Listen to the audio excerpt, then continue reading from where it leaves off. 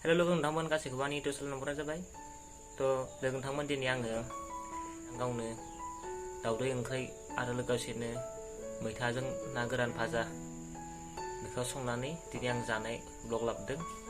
तो नोंथांमोना जुदि आंनि भिडिअसखौ मोजां मोनदोंब्ला लाइक आरो शेयार खालामदो आरो बिदिनो गोदान गोदान भिडिअस नायनो थाखाय आंनि चेनेलखौ साबस्क्राइब खालामना लादो।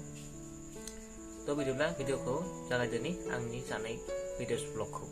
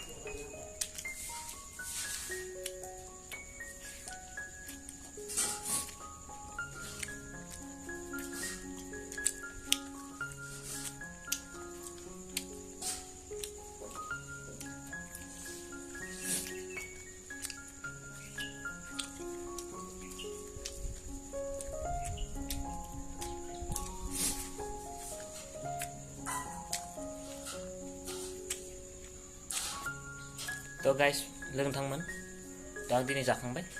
तो जाखांनानै एसे साफा सुफा खालामनानै दसे जिरायबाय। तो नोंथांमोना बोरै मोनखो आंनि भिडिअसखौ नायनानै मोजां मोनोब्ला अननानै लाइक खालामदो, साबस्क्राइब खालामदो। तो भिडिअसखौ बेखिनियाव लाखिनाय जाबाय। तो थैंक यू सो माच जोबजासिम नायनो थाखाय। बाय बाय।